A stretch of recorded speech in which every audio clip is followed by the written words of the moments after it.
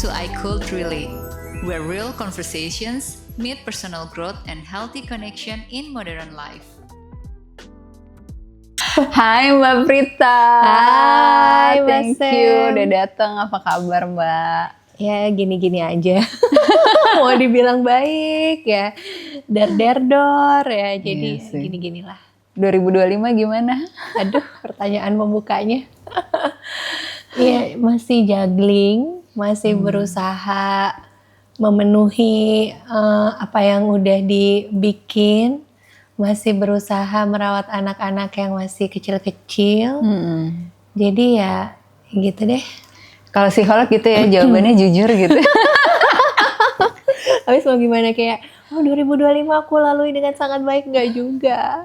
Iya pasti naik turun juga kan. Iya pasti. Kalau sekarang tuh kesibukannya Mbak Prita apa aja selain ngurusin sekolah?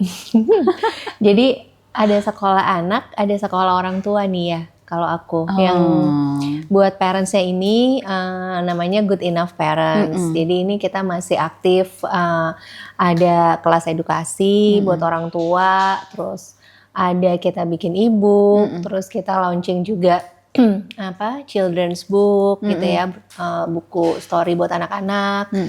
Terus ada bikin event-event juga buat family gitu di Good Enough Parents. Terus yang buat anak-anak dari 2019 tuh aku sama beberapa rekan bikin sekolah Montessori di BSD. Jadi mulai usia 2 tahun sampai ya lulus TK ya 6 tahun gitu. Jadi sekarang ada sekitar Jadi preschool 100 sampai TK anak lah. gitu. 100 anak lumayan dong. Banyak ya. Pasti heboh Tanggung sekolahnya. jawabnya banyak ya. Rame kalau 100 Rame anak kan. gitu. Berarti satu grade tuh berapa anak tuh? 20-an? Satu grade sekitar ya 20-an yang yang 4 sampai 6 tahun ada sekitar 50-an anak. Oh, oke. Gitu. Berarti tuh masih masuknya kelompok Gen Alpha ya? Mereka Belum beta kan? Belum dong. Masih Beta tuh mulainya kapan? Beta 2025. Oh, baru tahun kemarin. 2025, tahun kemarin. Bukan 2024 ya? 2024 apa 2025? Coba kita sepakati dulu. Oke. Jadi kalau 2025 baru mulai, kan tahun ini umur 1 tahun. Berarti baru mulai bisa join sekolahmu tahun depan ya, 2027? Iya, aku minimal 18 bulan deh. I see. Jadi paling nggak dia udah bisa jalan, jadi nggak baby kelas banget gitu ya, toddler kelas lah gitu. Berarti kan kalau lahirnya Januari 2025, Juli 2026 udah bisa join ya? Dihitung ya Bun. Kan katanya sekarang kemana-mana daftar sekolah tuh kayak harus ngantri lama gitu kan fenomenanya, dan udah bukan di Jakarta gitu doang kan. Di Jogja aku denger juga udah mulai yang kayak gitu. Yang sekolah-sekolah favorit ya? Iya, ngantrinya tuh panjang banget gitu. Nah, kalau ngomongin tentang Gen Alpha, Gen Beta nih Mbak gitu, apa sih perbedaan yang mencolok di antara dua generasi ini? Nah, kalau Gen Beta ini kan sebenarnya belum terlalu bisa kita lihat gitu nggak sih ya behaviornya. Kayak berarti kan mereka masih umur 1-2 tahun gitu kan. Jadi kayak perilakunya, terus kecenderungan mereka, emosinya, terus memutuskan sesuatu, kayaknya belum banyak yang bisa kita lihat. Cuman kalau aku ngerasa gitu ya, yang kayaknya bakal bikin beda banget gitu. Sebenarnya nggak beda banget ya, cuman si Gen Alpha ini kan kena AI, berarti kan baru ya mungkin 1-2 tahun terakhir gitu ya. Maksudnya mereka yang si Gen Alpha ini kenal GPT, yang mulai mungkin kita mesti lihat kalau mereka bikin tugas mereka pakai AI apa enggak, ya kan, mikir apa pakai AI gitu kan. Itu mungkin kan baru 1-2 tahun ini. Nah, tapi kayaknya challenge-nya si Gen Beta ini begitu mereka kenal gadget, teknologinya nanti, AI-nya nanti mungkin udah masuk ke tayangan atau apps edukatif yang mereka konsumsi kayaknya ya. Nah, tapi aku juga belum bisa memprediksikan nih ya. Misalnya kayak gini nih. Oh, zaman anakku umur 4-5 tahun misalnya. Kalau mereka mau belajar language, baca, math, yang kayak gitu-gitu, oh udah kebayang nih apps-nya itu ada beberapa apps yang memang masih sesuai lah sama kaidahnya gitu ya, kayak step by stepnya, dia bukan fast moving dan lain sebagainya gitu. Nah, cuman kita nggak tahu nih dengan adanya AI sekarang, apps-apps ini 4-5 tahun lagi pas si Gen Beta pakai, modelannya kayak gimana lagi nih, bikin makin males mikir apa enggak sih gitu ya. Apa yang mereka konsumsi tuh bikin mereka jadi makin kayak ya instan gitu loh. Nah ini yang kayaknya mesti dijagain ya. Makanya kan kayak sekolah, kayak misalnya sekolahku di Bumi Nusantara Montessori ini kan kita kayak masih narik anak untuk oke, dikenalin digital, dikenalin ya mungkin masih sekedar bikin story pakai Canva kayak gitu-gitu. Tapi kita tariknya banget ke hands on-nya itu kayak oh kamu kalau mau counting ya masih ada sticknya buat counting. Kamu mau belajar baca itu ya masih ada simbol-simbol huruf yang bisa kamu pegang, bisa mainin gitu ya. Jadi belum ditarik banget ke digital. Ini sebenarnya upaya untuk narik mereka si Gen Alpha dan apalagi nanti Gen Beta supaya rekam jejak otaknya pas belajar fondasi belajar awal itu tuh masih hands on gitu kayak ya gitulah kayak Dr. Maria Montessori bilang kan apa yang tangan lakukan itu yang dia ingat gitu. Nah, aku cerita sambil agak-agak serem sih bayanginnya ya ngejagainnya gitu. Tapi kan sekarang fenomenanya banyak di beberapa negara ya yang udah memberikan aturan baku secara hukumnya anak-anak di bawah 16 tahun nggak boleh mengakses sosial media atau bahkan ada yang nggak boleh ngasih gadget juga ke anaknya. Jadi semakin restrict gitu si orang tua juga untuk memberikan gadget buat anaknya gitu. Apakah itu akan menolong si Beta ini terpapar AI semakin dini atau sebenarnya menurut kamu juga nggak ada jaminan kok gitu? Harusnya sangat menolong kalau sistemnya bekerja gitu loh menurutku Mbak Sam. Kayak ya tapi kan di kita aturannya juga belum ya. Jadi harusnya sih sangat menolong kalau semua stakeholder tuh bekerja gitu ya. Kayak misalnya oke nih dari pemerintah kasih aturan, terus dari sekolah, dari educatornya, dari ya semua yang terlibat lah gitu ya. Mereka juga yang nggak dikenalin teknologi, tetap teknologinya dikenalin.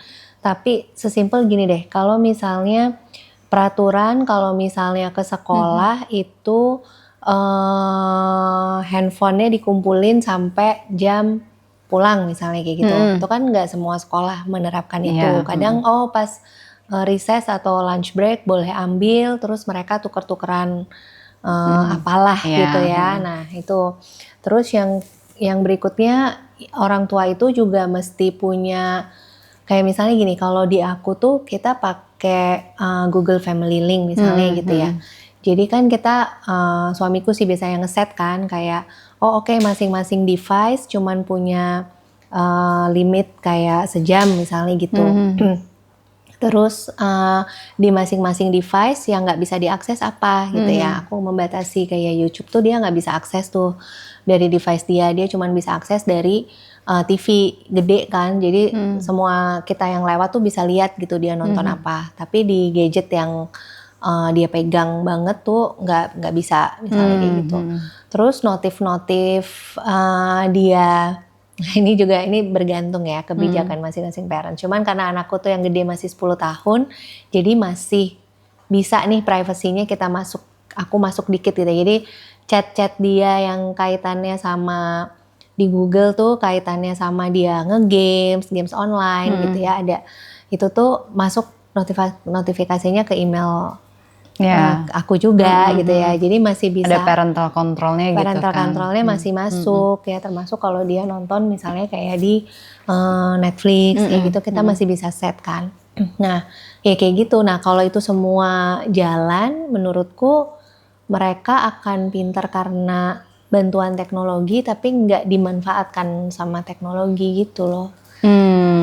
Gitu sih. Oke, menarik ya. Kompleks tapi kayaknya. Iya makin PR nggak sih buat orang tuanya? pasti makin PR kan, pasti makin PR. Cuman menurutku opportunity juga sih ya, kayak misalnya anakku dia tahu nih aku atau dia tahu apa bapaknya arsitek kan, terus kerja misalnya pakai bantuan Gemini AI misalnya gitu kan. Jadi kayak ngerubah nih renderan gambar ini biar bisa lebih begini misalnya gitu. Nah, dia interest. Terus misalnya kita yaudah yuk coba kita ajarin gitu ya, pakai sketch apa gitu-gitulah di komputer. Cuman kan mau nggak mau tetap ada pemikiran instannya yang ketransfer kan, kayak berarti bisa ya kalau misalnya aku mau full coloring gambar gitu, bisa ya aku anakku yang kecil tuh kayak nggak harus aku color satu-satu, aku masukin aja ke Gemini AI terus suruh aku cuman kasih prompt, suruh dia ini udah jadi gitu. Benar. Nah kayak gini-gini kan, ini batasan nih. Oke. Berarti kita mesti ngasih tahu nih kenapa kok penting kamu belajar coloring sendiri gitu, nggak nyuruh AI yang coloring gitu ya. Ya yang kayak gini-gini sih menurutku. Ya kan artinya kalau dulu parentingnya waktu kita kecil orang tua kayak udah lepas aja deh nanti anak juga belajar sendiri di sekolah diajarin guru atau kita biasanya konsep keluarganya lebih banyak ya punya beberapa anak. Kalau sekarang kan si generasi alfa aja rata-rata anak tunggal. Anakku anak tunggal tuh. Satu aja udah mahal banget ya biaya sekolahnya. Iya kan, gitu kan. biaya hidupnya. Terus belum lagi gizi dan sebagainya, uang jajan dan lain-lain gitu kan. Nah, kalau si fenomena sekarang kan orang tua juga yang akan punya anak generasi beta sebetulnya kebanyakan dari generasi Z kan. Nah, kita tahu lah karakteristiknya si Z ini seperti apa. Yang bagus-bagus ya kan, sampai mau nikah aja mereka harus bikin proposal dulu gitu kan. Merencanakan ini dan itu. Lah kalau yang enggak, yang mereka apa ya, ya impulsif lah gitu. Sisi impulsifnya tuh masih tinggi. Seberapa besar efeknya untuk ke beta ini? Udah aku bayanginnya aja udah serem ya. Itu PR sih, makanya kayaknya tuh, nah ini aku mau spill juga ya. Jadi aku sama teman-teman Good Enough Parents tuh nyusun ebook juga nih tentang digital ya, tentang digital, tentang screen time. Tujuannya tuh kita kayak mau mengedukasi parents gitu ya, tentang misalnya kita ceritain deh di ebook itu tentang popcorn brain gitu ya, kayak bukan pengen nakut-nakutin, tapi kita pengen ngasih fakta bahwa ini loh akibatnya kalau anakmu, akibat di otaknya nih kalau anakmu tuh dipaparkan tayangan yang short, ganti-ganti dan lain sebagainya gitu ya. Tujuannya timbul kecemasan supaya mau berusaha sebenarnya kan gitu ya. Sampai di situ misalnya di ebook ini kita juga kasih kayak si parental control tuh step by stepnya semua kita kasih lah. Kadang kan nggak mau melakukan karena nggak ngerti caranya, males ribut, bukan males ribet ya, cuman iya itu aku sih kalau gaptek, cuman kayak udah ketumpukan yang lain gitu kan. Nah makanya udah kita kasih guidance-nya, termasuk kita kasih oke deh si teknologi ini kan kawan gitu ya, kita kasih deh guidance-nya kalau kamu mau pakai apps, mau pakai tontonan buat anakmu, itu kita pilihin deh gitu ya rekomendasinya anak usia segini, kalau mau ningkatin logiknya itu appsnya apa, tontonannya apa gitu. Harapannya dengan makin banyak edukasi kayak gini nih, parents yang Gen Z ini atau ya gen atasnya juga lah ya gitu, itu tuh kayak oke, ada yang bantuin gue mikir nih gitu ya, biar ya itu tetap bisa jadiin si teknologi ini tuh membuat si anaknya tuh tumbuh gitu, bukan malah aduh serem aku kalau udah bayangin, soalnya tuh banyak banget ya, nggak usah gen beta deh ya, tapi kalau 2 tahun berarti masih beta ya. Di resto gitu kan mungkin kamu sering lihat juga ya kalau nunggu makanan datang gitu, terus semua asik sama gadgetnya. Kalau makan anaknya pakai gadget. Iya kan, aku kan jadi kayak oke, nggak boleh judgement, mungkin mereka capek dan lain sebagainya, tapi ini perlu diupayakan loh gitu. Iya, karena beberapa juga kan ada suka yang nulis komen gitu kalau kita bikin konten edukatif kan Mbak. Asli. Anakku nggak apa-apa tuh dia nonton YouTube bisa lancar bahasa Inggris gara-gara dia nonton Peppa Pig gitu atau tayangan yang lain gitu Iya. kan. Nggak ada yang ngajarin dia nggak perlu les bahasa Inggris gitu. Iya sih Bu, tapi ya gimana ya? Ya kadang-kadang ya mungkin kayak ini loh, nggak benar-benar teredukasi kontrolnya gimana sama dampak jangka panjangnya itu loh. Ya oke sih perkembangan bahasanya naik, terus misalnya dia jago Inggris, ya banyak emang yang kejadian kayak gitu.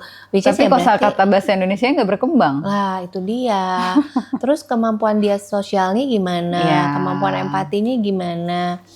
Jadi yang nggak salah, nggak yang harus dilarang banget gitu ya. Nah makanya saking aku kayak gemes gitu, terus ya udahlah coba deh aku sama teman-teman Green Affairs, coba deh kita susun e-booknya biar kalau e-book kan kayak ya udah gampang kan, kayak parents sibuk apa segala macam, bisa lah baca dikit-dikit gitu ya, biar ada panduannya sebenarnya gitu. Nah kalau mengajarkan anak yang gen alpha atau beta ini yang masih kecil-kecil gitu ya, di bawah usia 6 tahun lah untuk bisa punya interaksi sosial yang baik, bisa berempati gitu. Itu gimana sih? Ya ini tantangan sih ya menurut aku.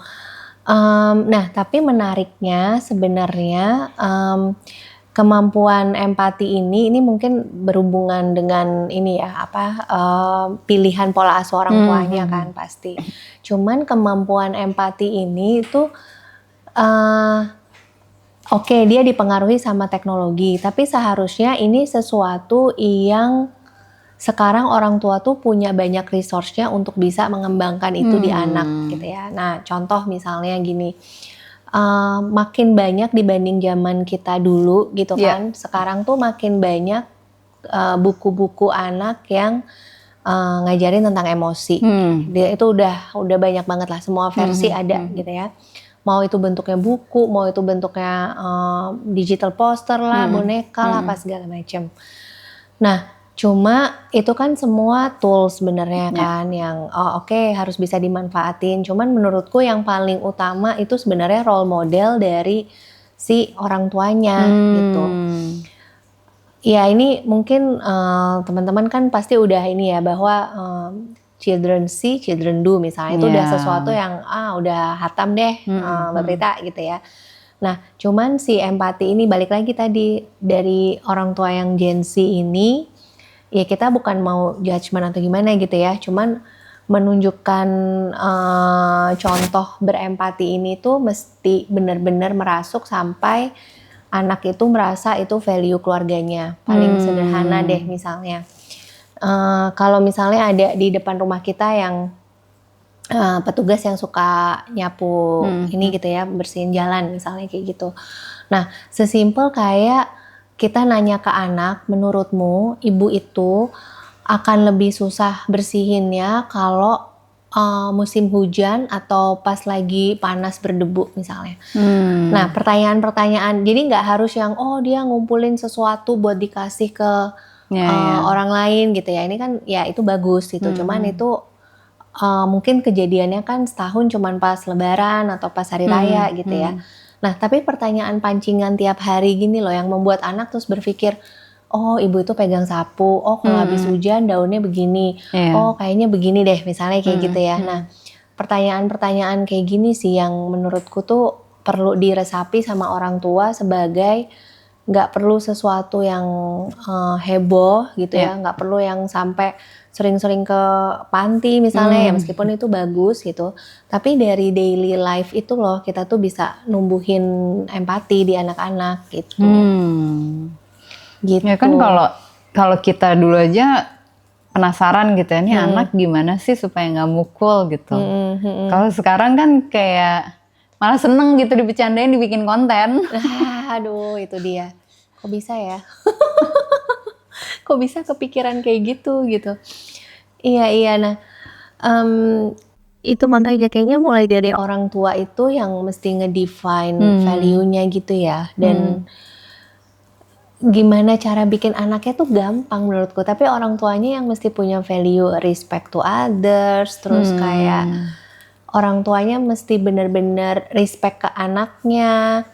Ya aku gemes banget sih Sam kalau ngelihat konten yang anaknya lagi tantrum parah gitu ya, terus dengan sengaja di videoin sambil apalagi yang ngeprank ngeprank anak, terus kayak anak gitu lagi kan. tantrum atau nggak nurut atau dikasih tahu tetap melengos pergi gitu. Malah jadi hal yang lucu, justru jadi dijual kan sebenarnya. Iya, makanya jadi kayak si parents ini, orang tua ini tuh untuk memahami betul bahwa gue tuh mesti ada di sisinya anak ya. Gue tuh kalau anak lagi ngeluarin emosi yang kayak gitu, aku tuh sebagai orang tua tuh perlu ngedengerin dia ya, perlu menghargai ya. Dia tuh nggak manipulatif loh gitu ya. Itu mulainya dari situ dulu sih kayaknya.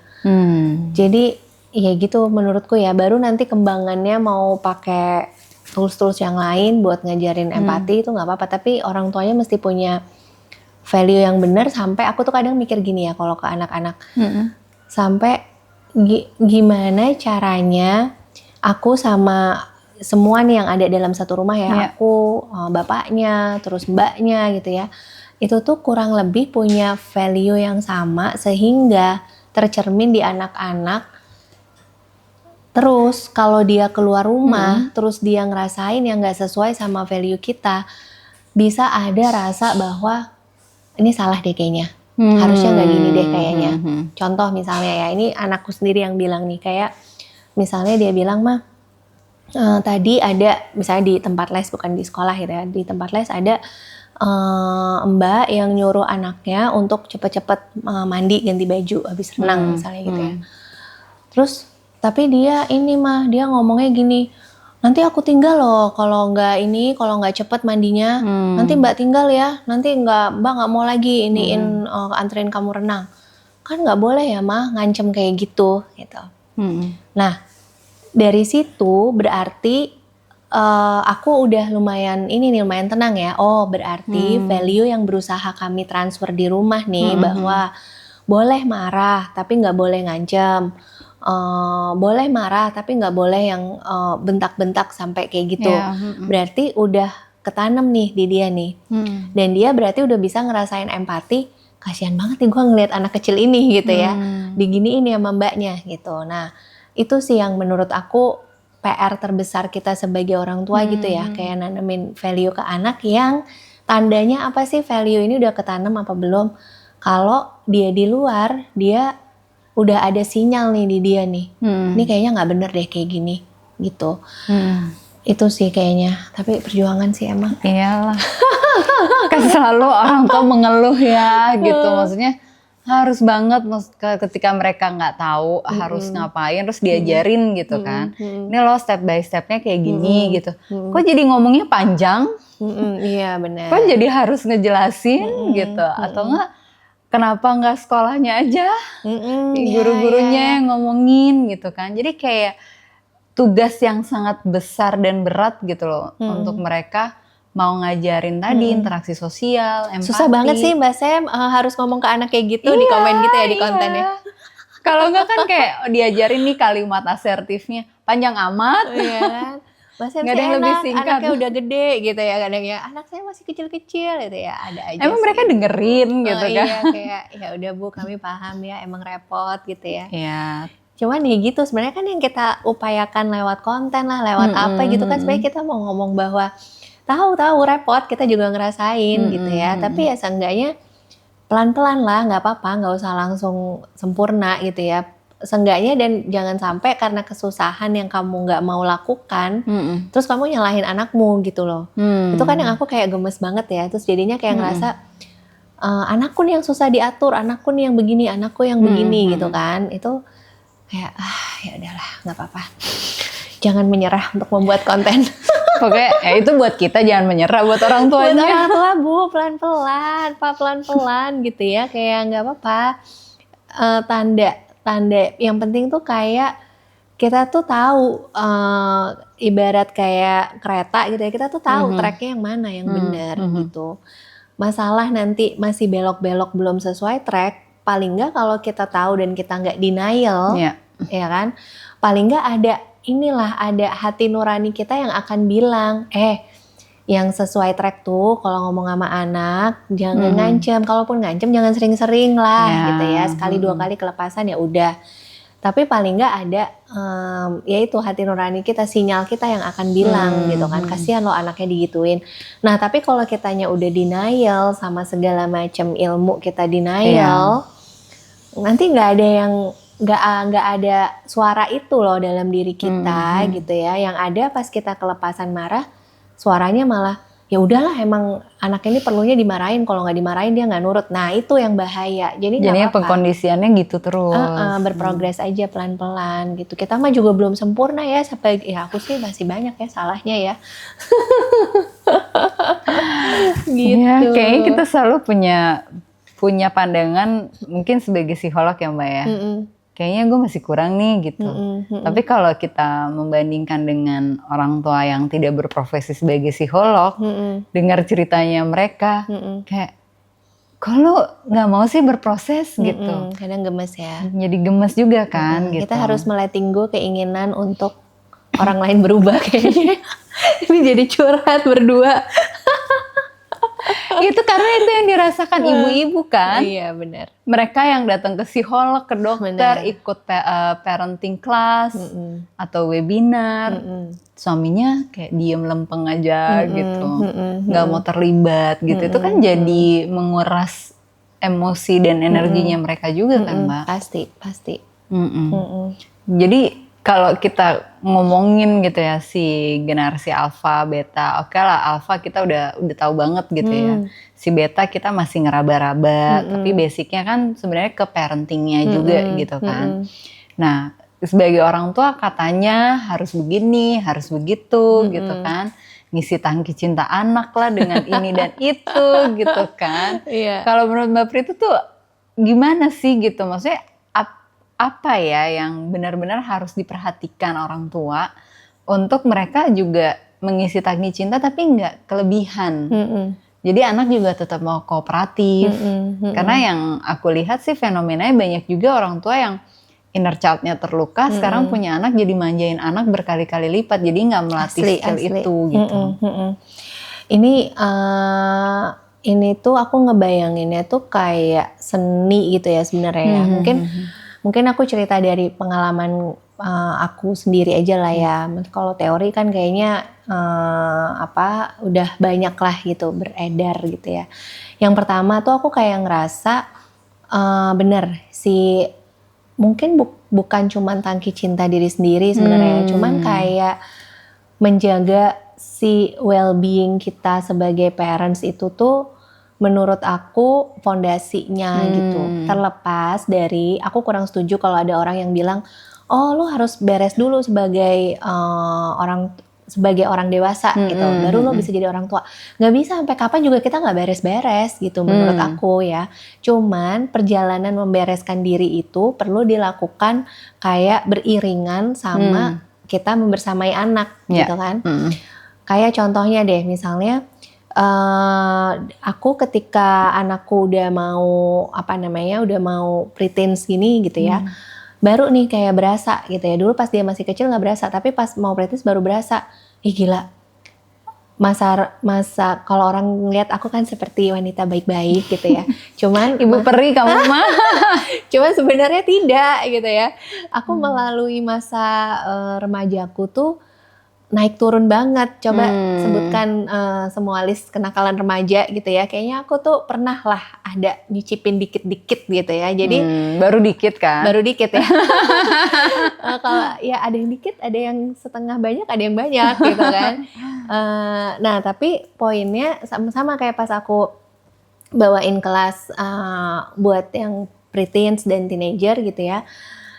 Itu tuh kayak aku baru sadar nih pas anakku masuk ke umur ini, kayak ada Prita yang remaja itu, dulu lo nakal banget lo Prit gitu ya, kayak jadi ada nih rasa-rasa kayak takut nih gitu kan. Waduh, ini mana anak cewekku karakternya mirip sama aku lagi gitu kan, kayak susah diatur lah, apalah.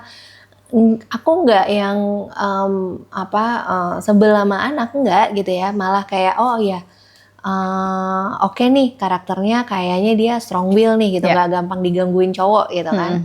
Tapi ada lah perasaan-perasaan Prita yang kayak aku mesti jagain nih, aku mesti gini nih, aku mesti gini nih. Nah, berarti PR-nya Prita adalah aware dulu kan sama emosi, sama Prit jangan sampai kamu jadi overprotective. Iya. Ya, karena dulunya kamu nakal gitu ya, terus kayak jadi takut terulang, terus kamu jadi overprotective. Jadi setiap kali aku kasih batasan kayak, Dek kalau kamu suka K-pop yang ini, boleh deh nonton tapi videonya yang ini gitu ya, jangan nonton video yang orang asli dancing gitu kan. Bajunya suka kepotong-potong tuh gitu ya, gerakannya juga kayaknya belum oke lah untuk dia masih umur 8 tahun. Nah, tapi pas aku menetapkan aturan gitu, aku kayak reflect dulu nih, Prit ini aturan yang memang dia perlukan atau cuman berbasis dari ketakutanmu karena masa lalumu, masa remajamu gitu kan. Jadi ya udah ini reflect aja terus gitu. Terus sampai ke yaitu kayak ngisi tangki cinta anak misalnya tadi Mbak Sam bilang. Ini kan kalau kita lihat dari si emotional bank account itu sebenarnya kan oke, kita ke anak itu kan pasti kayak di bank kita narik duit gitu ya. Sama kayak di anak kan kita narik juga nih pas kita ngomel, pas kita ngelarang dia dan lain sebagainya. Kita narik dari rekening dia nih gitu. Makin kita kenceng, makin nyakitin hatinya dia, tarikannya makin gede kan. Misalnya kayak ngebentak misalnya. Oh, kita narik kayak 1 juta lah misalnya gitu. Tapi di sisi lain kita kayak perlu ngasih setoran duit kan ke bank ini gitu ya. Dengan cara apa? Nah, macam-macam gitu. Nah, ini yang kayaknya kita sebagai orang tua tuh kayak perlu tahu dengan cara apa sih anakku itu akan benar-benar ngerasa dirinya tuh dicintai, ngerasa berharga gitu ya. Ya kalau secara teori sih gampang kita bilangnya kayak oh hadir penuh untuk anak, jangan sambil main handphone misalnya kayak gitu-gitulah. Terus ya memvalidasi perasaan anak gitulah secara teori ya. Cuman menurut aku ada juga hal-hal yang kayak kita tuh perlu amatin anak pas aku ngapain ke dia sih sehingga dia itu kayak ngerasa berbinar-binar banget gitu. Misalnya kalau di anakku yang kecil tuh oh kalau aku ajak nyalon, aku ajak masuk ke toko perintilan-perintilan, dia seneng banget. Seneng banget ya. Makanya cita-cita dia adalah punya banyak uang. Uang adalah solusi. Iya, jadi kayak oh tapi kalau anakku yang gede tuh dia nggak ditawarin beli apa dia nggak mau. Tapi kalau diajak makan makanan enak gitu atau dipeluk-peluk, dipijet-pijet itu physical touch tuh dia suka nih yang dia Taurus bukan?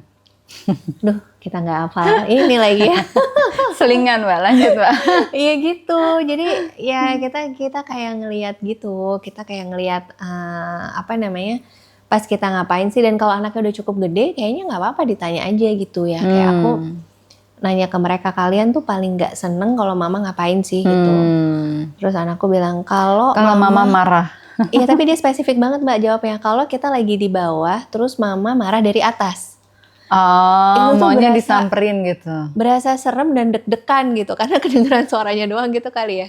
Terus mungkin secara nggak sadar kayak suaraku kenceng banget gitu kali kayak. Ini halus loh lembut. Ya, coba lihat CCTV rumahku ya. Jadi kalau orangnya nggak kelihatan tapi marah gitu. Jadi kayak kita tuh kaget banget. Oh oke. Terus aku tanyain juga, tapi paling happy kalau diajak ngapain sama mama, diajak ngapain sama bapak gitu ya, supaya kita tuh tahu gitu sebenarnya apa yang paling bikin mereka merasa dicintai gitu. Itu kan kalau udah SD ya. Kalau yang masih peak 2, 3, 4 tahun gitu kan? Iya, 2, 3, 4 tahun tuh sebenarnya kan kebutuhannya yang paling utama, kebutuhan fisiknya terpenuhi dan jangan sampai telat itu dulu ya menurut aku ya. Jadi jam biologisnya dia, rutinitas, terus waktu makan, waktu snack dan seterusnya lah. Itu jangan sampai dia ngantuk kebablasan terus jadi marah-marah gitu. Terus yang kedua main sih, mau ngapain lagi ya umur segitu ya. Main quality time bareng. Dan sebenarnya yang banyak jadi tantangan tuh kalau working parents ya. Yang apalagi working parents yang nggak punya flexi time ya kan. Atau di luar kota. Nah itu dia. Nah ini yang kayaknya cukup PR untuk ngerencanain kapan nih bayar utangnya kan. Jadi kan utang kan kita sebagai orang tua pas kita weekdays nggak bisa nemenin anak gitu ya. Nah ini bayar utangnya dengan cara apa nih gitu. Misalnya kayak waktu itu aku punya temen yang dia ibunya sekolah lagi ya kan. Dia sekolah lagi di luar kota. Terus pulangnya itu sekitar 2 minggu 3 minggu sekali. Terus ibunya itu nyediain gambar dengan berbagai macam stiker yang anaknya bisa bawa ambil tiap hari gitu. Nah tapi cuman ibunya doang yang boleh nyiapin sama boleh refill gitu ya. Nah jadi ya perlu lebih kreatif kayaknya ya. Gitu. Iya sih ya. Itu kalau kita orang tua ngisi tangki cinta anak. Kan kita juga jadi burn out kan. Kayak, iya gak sih? Kalau anaknya udah gede udah bisa diajak ngomong tuh kayak lebih gampang buat semua orang tua kan. Tapi yang masih kecil-kecil itu kan yang bikin rentan orang tua untuk jadi burn out. Karena mau ngomong susah banget sih buat disuruh berhenti nangis aja tuh udah bikin orang tuanya frustrasi kan.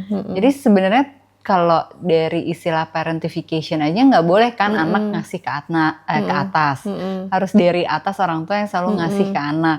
Tapi satu sisi orang tua juga butuh gitu. Jadi even misalnya kayak anak-anak umur 2 tahun, 2,5 tahun yang lagi hobi mukul. Ya benar. Tiba-tiba ibunya jebret. Atau enggak yang pas lagi tidur masih satu kasur ditendang-tendangin padahal anaknya lagi mimpi apa nggak tahu gitu kan. Mungkin mimpi lari, mungkin mimpi main bola gitu.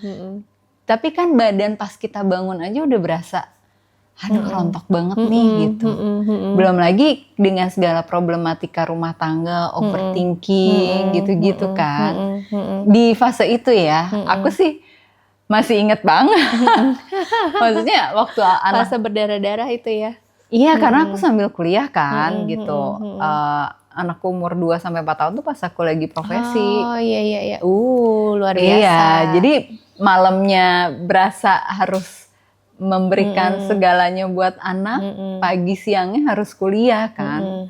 Jadi berbagai peran ibu, peran ayah gitu yang sekarang digeluti juga. Kadang rumah juga jauh, nggak bisa buat benar-benar on time. Apalagi kalau lagi banjir Jakarta kan mungkin kita terjebak di kantor juga gitu.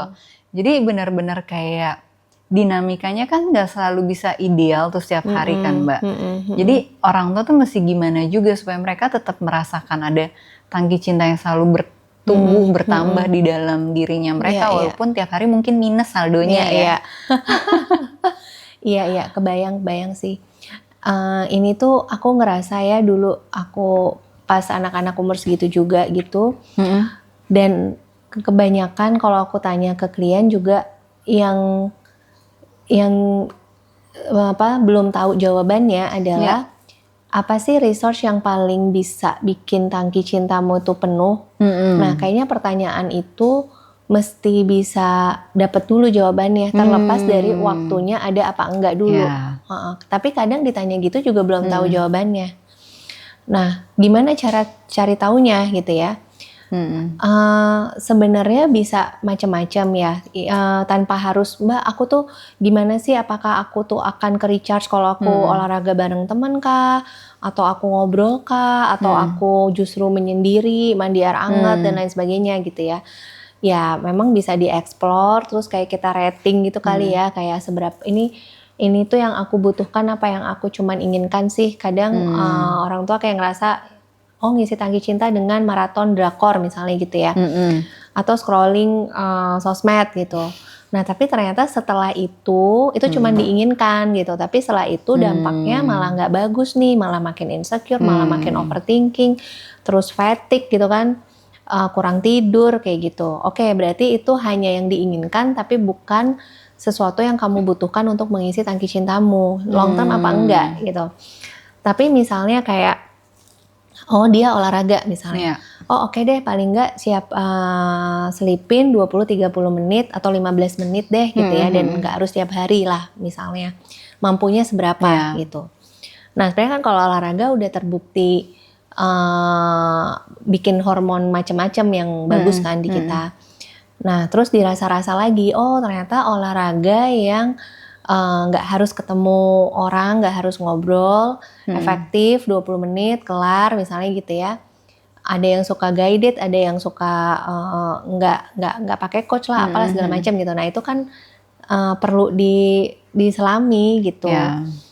Ya itu misalnya 1 deh dapet gitu. Nah kalau udah dapet nih yang dengan durasi berapa, dengan model yang kayak gimana, apa mau itu mau padel kah atau weight training atau sekedar jalan sore gitu kan.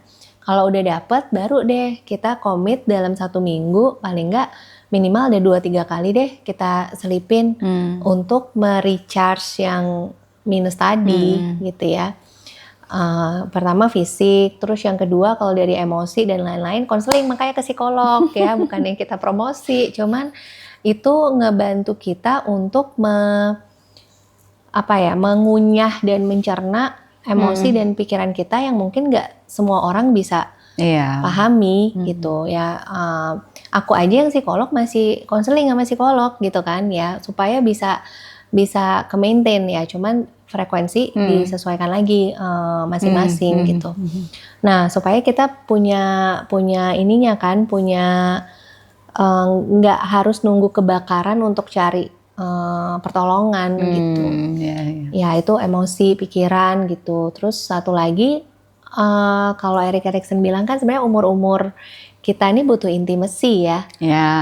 Butuh intimacy dan itu mungkin nggak semua orang intimasinya bisa didapat dari pasangan, meskipun idealnya gitu.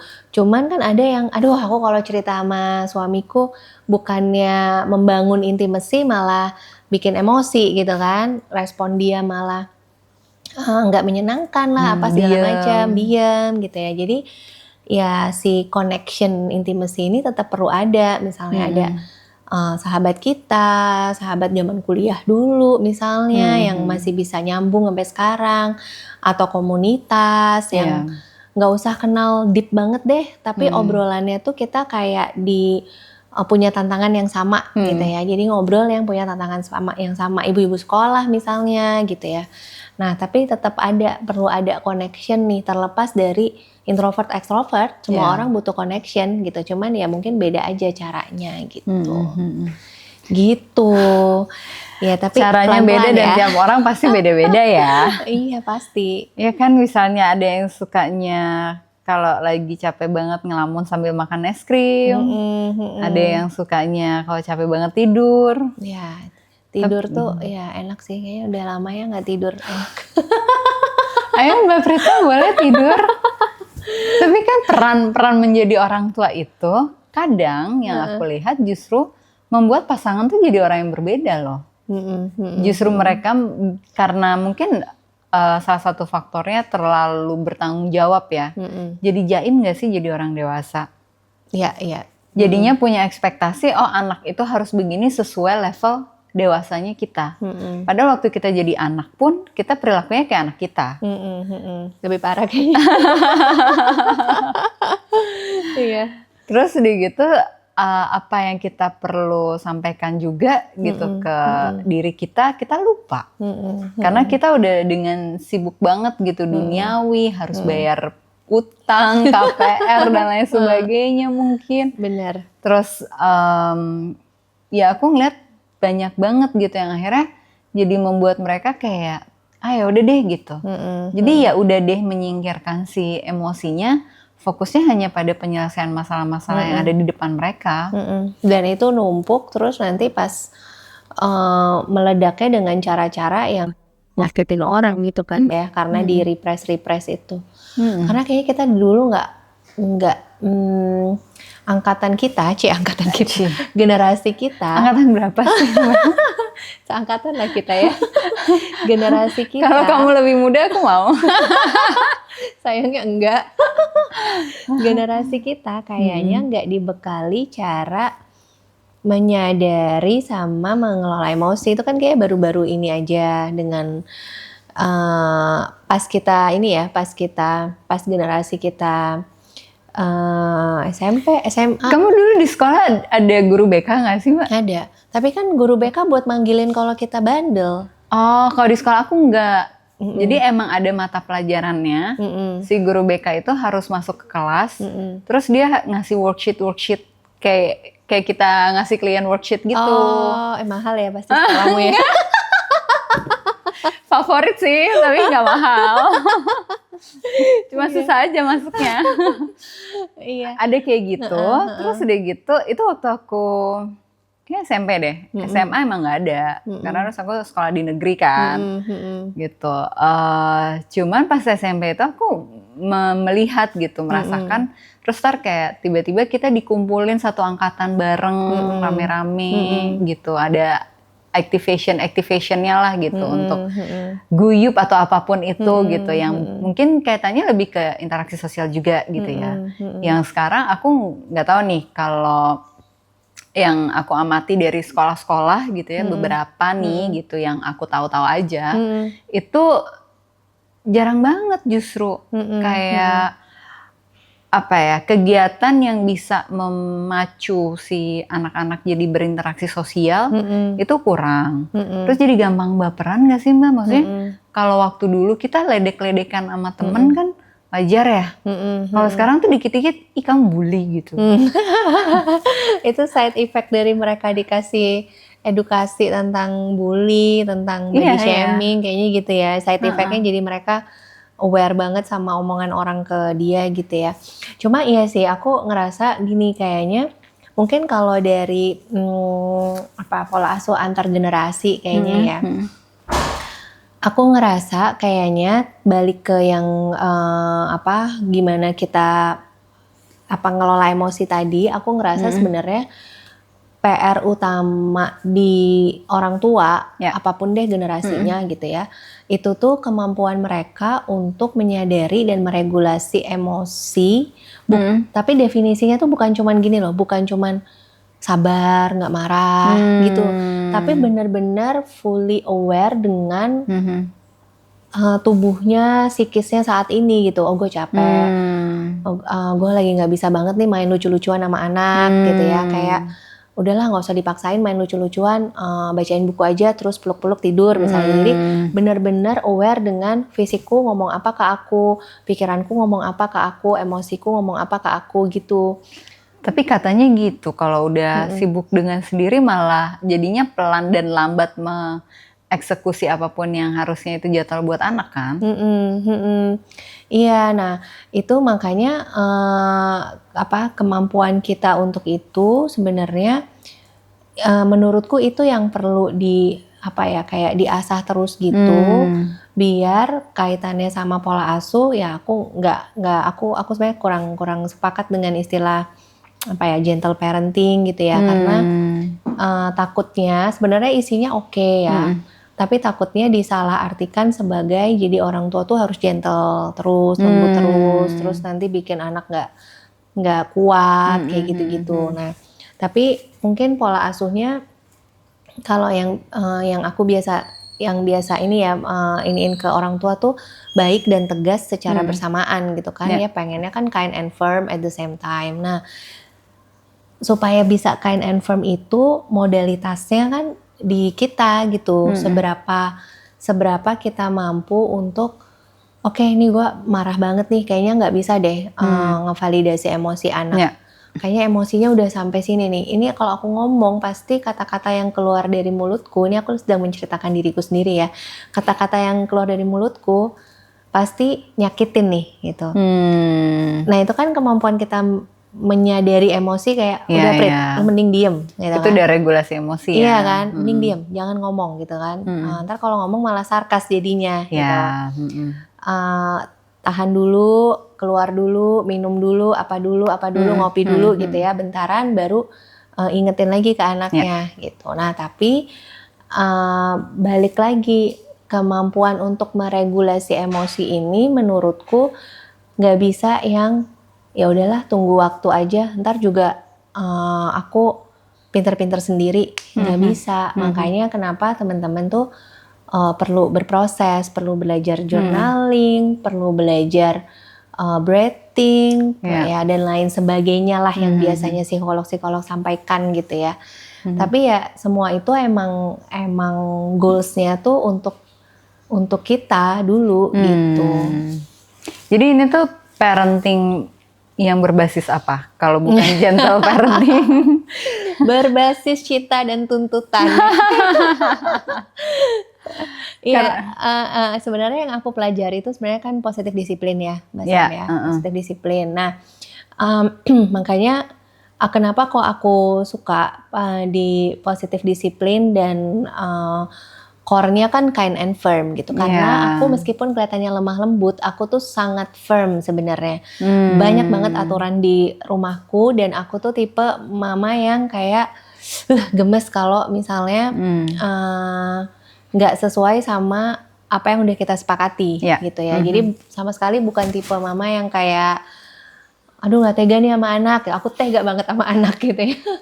Nah tapi di positif disiplin ini sangat gamblang dan sangat mudah dicerna untuk kedua sisi orang tua nih. Orang tua yang kayak aku, yang too firm, yang tegas banget, otoriter aslinya.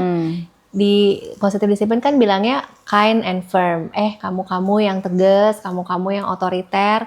Belajar yuk pelan-pelan, dengerin anak jangan dipotong. Belajar validasi, belajar paham. Oh anak kayak gitu tuh maksudnya begini loh gitu. Sama kubu satunya nih, yaitu orang tua yang mungkin punya kecenderungan permisif. Yang males ribut, males konflik, mending aku turutin gitu kan. Anak nego gak tega. Diajak sama positif disiplin untuk ayo dong belajar firm, kalau udah tetapin aturan 10 menit screen time-nya habis ya habis, kalau di nego jangan kasih lagi gitu ya. Aturan yang konsisten dong, dan lain sebagainya. Nah makanya ini menurutku kalau bisa terlaksana gitu ya, ini tuh cukup balance gitu. Jadi bukan cuman paham-paham aja apa maunya anak, tapi kita tuh orang tua tetap figur yang punya otoritas gitu. Iya benar. Mulai kelihatan kan ketidaklembutannya. Tapi kan ada tujuan yang baik gitu loh Mbak, untuk mendisiplinkan anak. Iya gitu kan? sih. Kan kalau anak nggak ada disiplinnya juga nggak baik, karakternya nggak kebentuk kan. Benar. Nah kalau anak-anak yang orang tuanya neglect, apakah bisa dengan teknik ini juga? Secara mereka kan ya udah gitu aja nggak sih? Harusnya bisa ya, karena kan sebenarnya harusnya bisa, tapi mungkin perlu dibuat realistis targetnya gitu ya. Untuk orang tua yang sebenarnya kan orang tua tuh ada yang dengan sengaja neglect atau tanpa sadar neglect. Kayaknya kebanyakan tanpa sadar neglect ya kan. Tanpa sadar neglect, jadi kayak contoh ya, ini misalnya ya udahlah, ini aku juga working parents, jadi nggak menyudutkan para working parents gitu ya, tapi misalnya entah dia working entah dia enggak deh, di rumah udah banyak support system misalnya, entah kakek nenek, helper, siapapun lah yang bisa membantu, sehingga tanpa sadar semuanya didelegasikan misalnya. Ya nanti belajar sama ini, makan temen ini, tidur nanti bisa saya gitu lah, semua ya itu kan mungkin nggak secara banyak sadar. Peran ya buat gedein anak ya. Banyak banget Bu.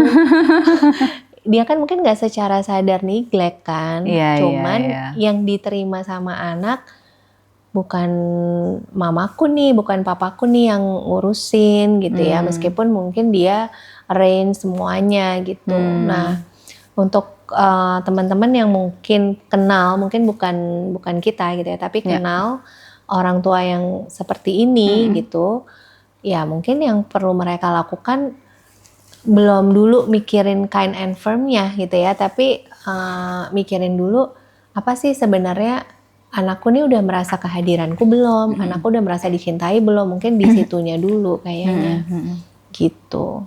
Gimana meyakinkan anak secara parenting gaya modern ya, modern parenting gitu, untuk kita tuh sayang, tapi sayang itu juga ada batasnya. Iya. Kalau aku ya, aku sebagai orang yang mereka anggap mama tuh kebanyakan aturan gitu ya, dibanding mama-mamanya temenku gitu kan. Mereka suka bandingin, enak banget tuh kalau di rumahnya ini gitu ya, snacknya banyak. Kalau di mama kayak itu gulanya tinggi, ininya tinggi gitu ya. Kayak aku tahu nih, oh image yang mereka taruh di aku sebagai mamanya itu bukan sosok ibu peri gitu ya, bukan sosok yang lembut, yang ini dan nggak apa-apa. Tapi berarti PR-ku adalah menyampaikan bahasa cintaku yang kadang menurutku tuh agak kurang efektif kalau aku bilangnya, mama tuh ngelarang kamu karena mama sayang loh. Itu kayak di usia anakku yang sekarang masih belum efektif menurutku. Efektifnya umur berapa? Ya mungkin pas dia udah bener-bener tahu, mungkin SMP, SMA, pas dia udah bener-bener, iya ya, kok kalau makan yang beginian nggak enak ya di tenggorokan ya. Mungkin kayak udah tahu akibatnya gitu loh ya. Tapi di umur sekarang tuh aku tetap bilang gitu ya, oh mama kayak gini, itu mama jaga kesehatan kalian gitu. Aku jelasin lah secara fact gitu bahwa oh gula tinggi bisa menyebabkan diabetes lah apa segala macam gitu ya. Tapi justru menurutku yang lebih efektif untuk menyampaikan si love language-ku tadi itu dengan aku tanya ke mereka, ya misalnya ke kakaknya gitu ya, Mas, kamu tuh paling pengen ngapain sama mama, atau kamu paling suka pas mama gimana ke kamu, ditemenin tidur, dipeluk, dipijet, terus dibeliin makanan yang aku suka, bisa aku capek-capek main bola misalnya gitu. Oh oke. Mama mikirin doang, bukan masak ya, mikirin menu baru di rumah misalnya kayak gitu. Oh ya udah, itu yang aku catat dan aku bilang bahwa mungkin nggak bisa sesering orang tua lain yang nggak bekerja, mama-mama lain yang nggak bekerja, tapi mama berusaha ya untuk bisa menuhin ini. Jadi aku pisahin antara aku akan ekspres bentuk cintaku sesuai yang kamu mau. Di sisi lain aku punya tanggung jawab untuk tetapkan aturan dan otoritas gitu. Jadi kayak ada ruang-ruangnya sendiri gitu ya. Ya meskipun capek ya kakak dengan 2 anak yang beda banget dan ini ya, cuman ya nggak apa-apa lah, coba pelan-pelan dijalani. Oke, pertanyaan terakhir. Mbak Prita kan ngajarin tuh ya positive parenting, positive disiplin, terus punya sekolah juga gitu kan. So gimana kamu marahin anak kamu? Kan ada 2. Apakah marahinnya langsung atau sebenarnya dipisah-pisah? Ini lagi ada di fase yang jangankan marahin ya, kayak nanya dia pengennya apa tuh harus pisah gitu ya. Cuman menanggapi pertanyaan itu tuh aku pengen share dikit sih bahwa berat banget sebenarnya dengan profesi, mungkin Mbak Sam juga ngerasa ya, dengan profesi yang dilihat orang itu kita Dewi lo ngomong gitu. Lo jago kan gitu ya, lo ngomong lo jago kan gitu ya. Tapi kita juga tuh masih punya emosi yang kayak manusia biasa gitu ya, entah itu ekspektasi, entah itu kecewa dan lain sebagainya. Jadi ya dengan profesi dijalani sebaik-baiknya, tapi sebagai ibu juga dijalani sebaik-baiknya proses regulasinya. Dan ini yang aku sampaikan ke anak-anak, karena mereka lihat aku ngajar, mereka suka kalau pas aku upload konten atau apa, mereka lihat aku upload apa. Jadi aku nggak mau mereka kayak ngerasa oh mama nih nggak walk the talk gitu ya, percuma ngajarin gini-gini, mama nggak bisa. Aku bilang sama mereka bahwa ini mama pelajarin, mama pengen ngajak semakin banyak orang tua yang berjuang bersama-sama, tapi ini perjuangan dan proses gitu. Sehingga aku bilang sama mereka, kalau mama kelepasan marah, kamu ingetin ya, gitu. Bahkan aku pun bilang kalau pas aku, ini mama masuk masa PMS nih. Secara ini ya, PMS itu emosi mama lebih. Jadi kalau aku udah bilang, dijelasin ya. mama masuk PMS nih. Aduh, udah gitu ya. ngomel nih nanti gitu ya. Tapi ya nggak apa-apa. Jadi paling nggak aku bukan minta mereka mentolerirku gitu, cuman aku jelasin ke mereka bahwa berproses. Kalau mama kelepasan marah, kamu boleh ingetin. Mama nggak boleh gitu ya. Kamu boleh negur seperti mama ngingetin kamu gitu. Ya tapi kalau caranya gimana, ini lagi dalam tahap benar-benar tuh masing-masing mesti dipisahin, didiskusiin masing-masing karena lagi sering ngejek satu sama lain gitu kan ya. Kayak gitu sih. Jadi capek bun. cuman ini sih Mbak Sam, aku kayak ngerasa ini investasi paling berharga untuk kita sebagai orang tua gitu loh. Karena kita nggak bisa menggaransi apa yang kita lakukan sekarang tuh membuat mereka bagus terus kesehatan mentalnya, atau mereka jadi orang yang gimana-gimana, kita nggak bisa menggaransi kan. Pasti banyak faktor luar. Tapi apa yang ada dalam kendali kita ya kita lakukan sebaik-baiknya gitu sih menurut aku. Itu keywordsnya ya. Apapun buat kita, buat anak, kita lakukan sebaik-baiknya. Iya, dalam segala hal lah pokoknya ya. Kelihatan ambinya. Thank you so much ya Mbak Prita. Thank you. Senang bisa ngobrol. Ya, semoga sekolahnya semakin berkembang, semakin bisa sabar sama anak-anak. Amin.